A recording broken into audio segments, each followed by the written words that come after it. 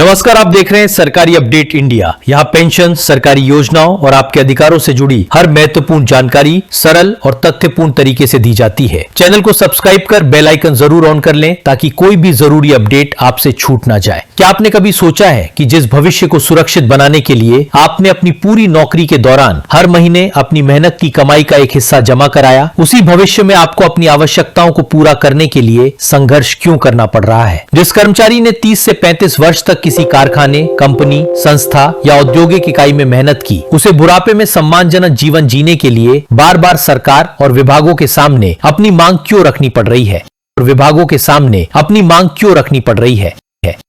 15 जुलाई 2026 को देशभर के ईपीएस 95 पेंशन धारकों के बीच यही सबसे बड़ा सवाल चर्चा का विषय बना हुआ है। लाखों पेंशनर जानना चाहते हैं कि न्यूनतम पेंशन में सम्मानजनक वृद्धि की मांग आखिर कब पूरी होगी, महंगाई भत्ता पेंशन के साथ कब जोड़ा जाएगा और वरिष्ठ नागरिकों के लिए चिकित्सा सहायता की कोई स्थायी व्यवस्था बनाई जाएगी या नहीं। ईपीएस 95 पेंशन धारकों का कहना है कि वे सरकार से कोई दान या खैरात नहीं मांग रहे, वे उस आर्थिक सुरक्षा की मांग कर रहे हैं जिसके लिए उन्होंने अपनी नौकरी के दौरान निर्धारित नियमों के अनुसार योगदान दिया था। कर्मचारियों का एक हिस्सा भविष्य निधि और पेंशन व्यवस्था में जमा होता रहा, लेकिन सेवानिवृत्ति के बाद बड़ी संख्या में लोगों को इतनी कम मासिक पेंशन मिल रही है कि उससे दवाइयां, राशन, बिजली का बिल और दूसरी सामान्य जरूरतें भी पूरी नहीं हो पाती।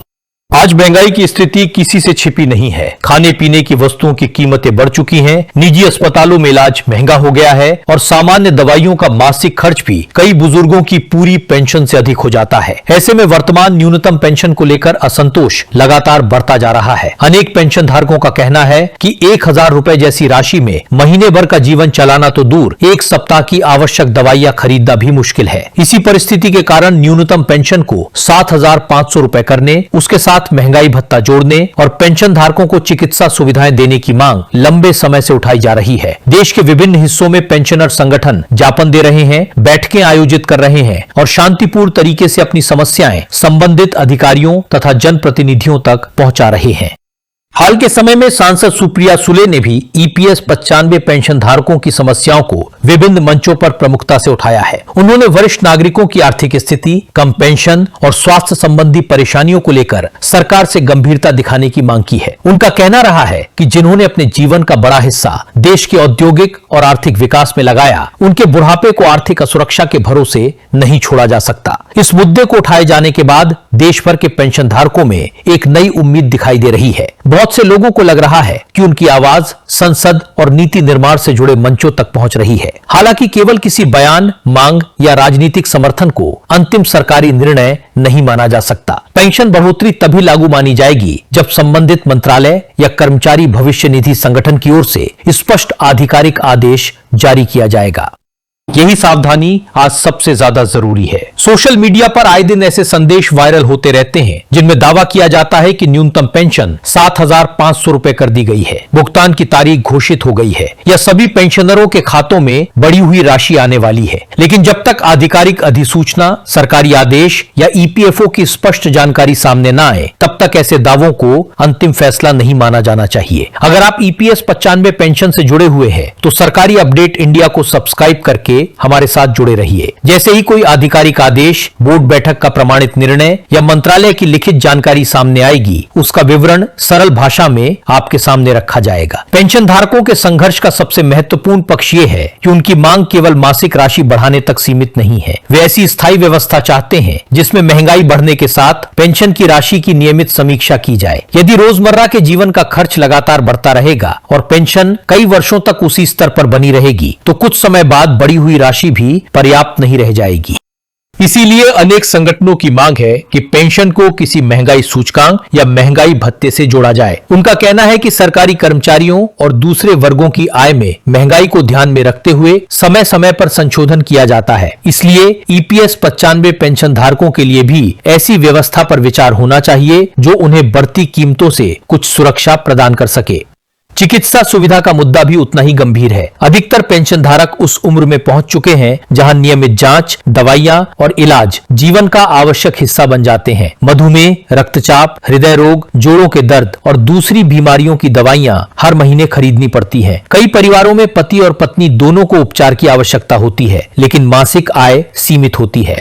इसी कारण पेंशनर संगठन मांग कर रहे हैं कि न्यूनतम पेंशन बढ़ाने के साथ स्वास्थ्य बीमा, चिकित्सा सहायता या सरकारी अस्पतालों में विशेष सुविधा का प्रावधान भी किया जाए। यदि बुजुर्गों का बड़ा हिस्सा दवाइयों पर खर्च हो जाता है तो उनके पास भोजन, बिजली और दूसरी जरूरतों के लिए कुछ नहीं बचता। सम्मानजनक वृद्धावस्था के लिए केवल पेंशन की राशि नहीं बल्कि स्वास्थ्य सुरक्षा भी जरूरी है। सुप्रिया सुले द्वारा उठाए गए सवालों और विभिन्न संगठनों के प्रयासों ने इस विषय को फिर राष्ट्रीय चर्चा का हिस्सा बनाया है। देश के अलग अलग राज्यों से पेंशन धारक अपने अनुभव साझा कर रहे हैं। किसी को लंबे समय से पेंशन संबंधी दस्तावेजों में सुधार का इंतजार है, किसी की सेवा अवधि से जुड़ी समस्या लंबित है और किसी को उच्च पेंशन विकल्प या भुगतान गणना को लेकर स्पष्ट जानकारी नहीं मिल पा रही।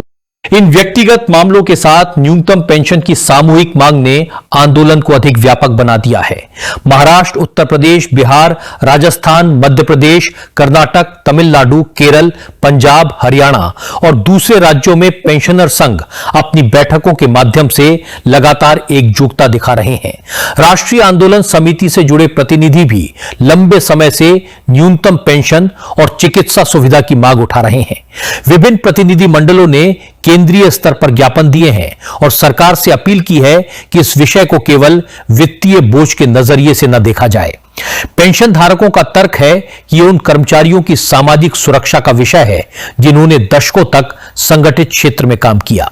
सरकार की ओर से पूर्व में कई बार ईपीएस 95 फंड की वित्तीय स्थिति और दीर्घकालिक स्थिरता का प्रश्न उठाया गया है। किसी भी बड़ी पेंशन वृद्धि के लिए आवश्यक धन, भविष्य की देनदारियों और योजना की वित्तीय क्षमता का मूल्यांकन जरूरी होता है। यही कारण है कि पेंशन बढ़ोतरी का निर्णय केवल राजनीतिक घोषणा से नहीं बल्कि वित्तीय गणना और प्रशासनिक मंजूरी की प्रक्रिया से जुड़ा होता है। लेकिन पेंशन धारकों का कहना है कि केवल वित्तीय दबाव का हवाला देकर उनकी समस्याओं को अनिश्चित समय तक टाला भी नहीं जा सकता। यदि वर्तमान व्यवस्था बुजुर्गों को न्यूनतम जीवन यापन की सुरक्षा नहीं दे पा रही तो सरकार और संबंधित संस्थाओं को कोई व्यवहारिक रास्ता निकालना चाहिए। ये रास्ता चरणबद्ध बढ़ोतरी, अतिरिक्त सरकारी सहायता, महंगाई आधारित संशोधन या चिकित्सा सुविधा के रूप में सामने आ सकता है।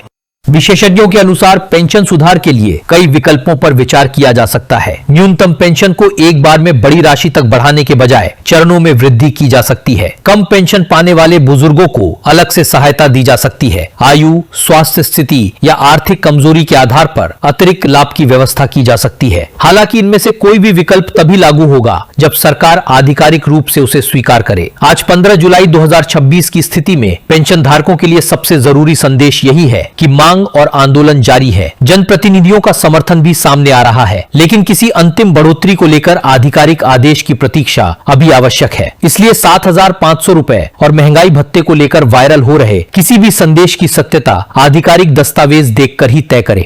पेंशन से संबंधित मामलों में फर्जी संदेशों और धोखाधड़ी का खतरा भी बढ़ जाता है। कई बार मोबाइल पर ऐसे लिंक भेजे जाते हैं जिनमें दावा किया जाता है कि पेंशन बढ़ाने के लिए नया आवेदन करना होगा, बैंक विवरण देना होगा या किसी शुल्क का भुगतान करना होगा। पेंशन धारकों को ऐसे संदेशों से सावधान रहना चाहिए। किसी अनजान व्यक्ति को ओटीपी, आधार नंबर, बैंक खाते की जानकारी या पेंशन भुगतान आदेश से जुड़ी गोपनीय जानकारी बिल्कुल न दें। आधिकारिक प्रक्रिया में किसी भी बदलाव की सूचना संबंधित विभाग, ईपीएफओ कार्यालय, पेंशन पोर्टल या अधिकृत सरकारी माध्यम से दी जाएगी। यदि आपको कोई संदिग्ध संदेश मिले तो उसे परिवार के किसी समझदार सदस्य या संबंधित कार्यालय से सत्यापित जरूर करें। जल्दबाजी में किसी लिंक पर क्लिक करना आर्थिक नुकसान का कारण बन सकता है।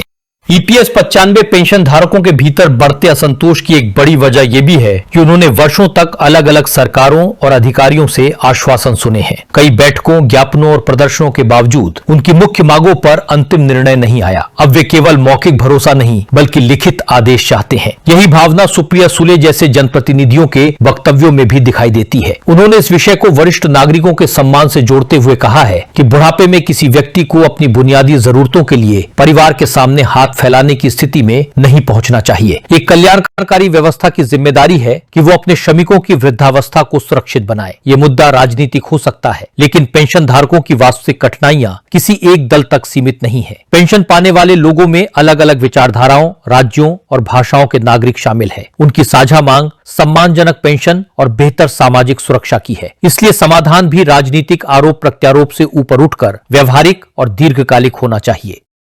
पेंशनर संगठनों का यह भी कहना है कि कर्मचारी भविष्य निधि संगठन की वित्तीय स्थिति और पेंशन फंड से जुड़े आंकड़ों में पारदर्शिता होनी चाहिए। लोगों को सरल भाषा में बताया जाना चाहिए कि योजना में कितना धन आता है, कितनी राशि पेंशन भुगतान में जाती है, भविष्य की देनदारी कितनी है और बढ़ोतरी के लिए किन विकल्पों पर विचार किया जा सकता है। पारदर्शिता बढ़ने से भ्रम और अफवाहें कम हो सकती हैं। जब आधिकारिक जानकारी समय पर उपलब्ध नहीं होती तो सोशल मीडिया पर अपुष्ट दावे तेजी से फैलने लगते हैं। इसलिए संबंधित विभागों को भी नियमित रूप से स्थिति स्पष्ट करनी चाहिए ताकि लाखों वरिष्ठ नागरिक अनिश्चितता में न रहें। अगर आपको ऐसी विस्तृत और साफ जानकारी उपयोगी लग रही है तो सरकारी अपडेट इंडिया को अभी सब्सक्राइब कर लें। इस वीडियो को अपने परिवार और दूसरे EPS 95 पेंशन धारकों के साथ भी साझा करें ताकि वे भ्रामक खबरों से बच सकें और सही स्थिति समझ सकें।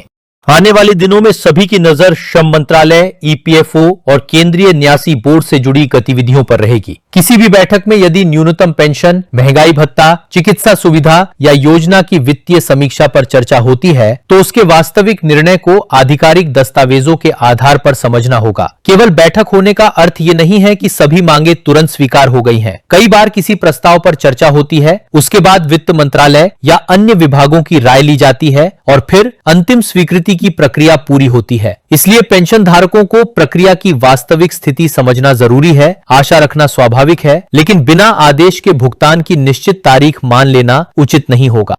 सुप्रिया सुले द्वारा इस मुद्दे को उठाए जाने से पेंशन धारकों को राजनीतिक और सामाजिक समर्थन जरूर मिला है। दूसरे सांसद और सामाजिक संगठन भी जब इस मांग को उठाते हैं तो सरकार पर विचार करने का दबाव बढ़ता है। लोकतांत्रिक व्यवस्था में शांतिपूर्ण आंदोलन, ज्ञापन और संसदीय सवाल लोगों की समस्याओं को नीति निर्माताओं तक पहुंचाने के महत्वपूर्ण माध्यम है। लेकिन किसी आंदोलन के नाम पर बुजुर्गों को गलत तारीख, फर्जी आवेदन या झूठी मंजूरी की सूचना देना उचित नहीं है। पेंशन धारकों की भावनाओं का उपयोग केवल दर्शक बढ़ाने या भ्रम फैलाने के लिए नहीं होना चाहिए। सही तरीका यह है कि मांग, प्रस्ताव, चर्चा और अंतिम आदेश के बीच स्पष्ट अंतर बताया जाए। आज की वास्तविक स्थिति यही है कि 7,500 रुपए न्यूनतम पेंशन, महंगाई भत्ता और चिकित्सा सुविधा की मांग मजबूत बनी हुई है। सुप्रिया सुले सहित कई जनप्रतिनिधियों ने पेंशन धारकों की समस्याओं को उठाया है। पेंशनर संगठन अभियान चला रहे हैं और सरकार से सकारात्मक निर्णय की मांग कर रहे हैं। लेकिन बढ़ी हुई पेंशन लागू होने की पुष्टि केवल आधिकारिक अधिसूचना से होगी। पेंशन धारकों की एकजुटता इस पूरे संघर्ष की सबसे बड़ी ताकत है। जब लाखों लोग शांतिपूर्ण और अनुशासित तरीके से अपनी मांग रखते हैं, दस्तावेजों के साथ अपनी समस्याएं बताते हैं और जनप्रतिनिधियों से संपर्क करते हैं तो उनकी आवाज को लंबे समय तक नजरअंदाज करना कठिन हो जाता है। युवा पीढ़ी को भी इस मुद्दे को समझना चाहिए क्योंकि सामाजिक सुरक्षा केवल आज के बुजुर्गों की समस्या नहीं है। आज जो कर्मचारी नौकरी कर रहे हैं उन्हें भी भविष्य में ऐसी व्यवस्था की आवश्यकता होगी जो महंगाई और स्वास्थ्य खर्च के अनुरूप सम्मानजनक जीवन की सुरक्षा दे सके। इसलिए मजबूत और पारदर्शी पेंशन प्रणाली पूरे समाज के हित में है। यदि सरकार न्यूनतम पेंशन में तुरंत बड़ी वृद्धि करने की स्थिति में नहीं है तो पेंशन धारकों की मांग है कि कम से कम एक स्पष्ट रोड मैप दिया जाए। उसमें बताया जाए कि पेंशन की समीक्षा कब होगी, किन आर्थिक मानकों के आधार पर बढ़ोतरी की जाएगी और स्वास्थ्य सुविधा के लिए क्या कदम उठाए जाएंगे। समयबद्ध योजना मिलने से बुजुर्गों का भरोसा मजबूत हो सकता है। देश के वरिष्ठ नागरिकों ने अपने जीवन में कई आर्थिक और सामाजिक बदलाव देखे हैं। उन्होंने सीमित संसाधनों में परिवार चलाए, बच्चों को शिक्षित किया और उद्योगों के विकास में योगदान दिया। अब उनकी यह अपेक्षा अनुचित नहीं है कि वृद्धावस्था में उन्हें कम से कम भोजन, इलाज और सम्मानजनक जीवन की सुरक्षा प्राप्त हो। इसलिए EPS 95 पेंशन का मुद्दा केवल रुपए की संख्या का प्रश्न नहीं है। ये सामाजिक न्याय, श्रमिक सम्मान और वृद्धावस्था की सुरक्षा से जुड़ा विषय है। सरकार, विपक्ष, कर्मचारी संगठन और संबंधित विभाग सभी को मिलकर ऐसा समाधान तलाशना चाहिए जो वित्तीय रूप से टिकाऊ भी हो और पेंशन धारकों की वास्तविक जरूरतों को भी पूरा करे। अगर आप चाहते हैं कि पेंशन से जुड़ी हर बड़ी खबर की सच्चाई आपको समय पर मिले तो सरकारी अपडेट इंडिया को सब्सक्राइब करना ना भूलें और बेल आइकन ऑन रखें। यहाँ किसी वायरल संदेश को बिना जांचे अंतिम खबर के रूप में प्रस्तुत नहीं किया जाएगा।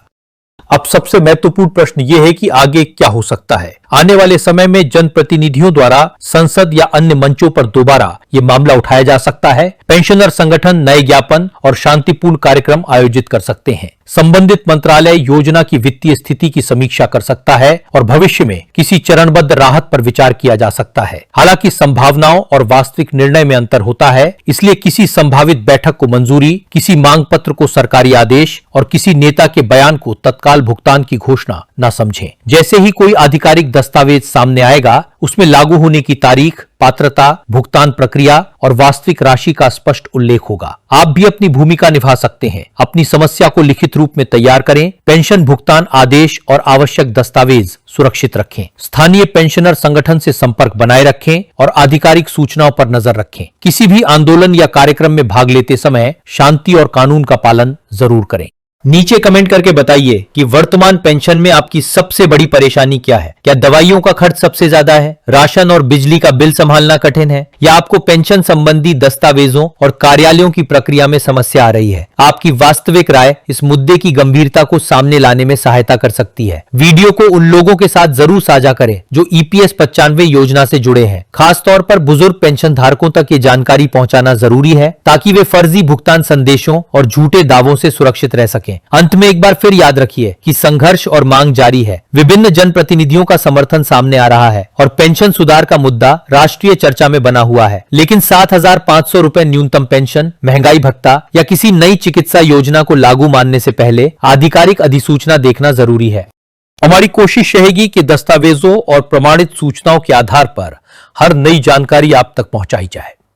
सरकारी अपडेट इंडिया को सब्सक्राइब करके हमारे साथ जुड़े रहिए, क्योंकि आने वाले दिनों में इस विषय पर कोई भी महत्वपूर्ण निर्णय लाखों पेंशन धारकों के जीवन को प्रभावित कर सकता है।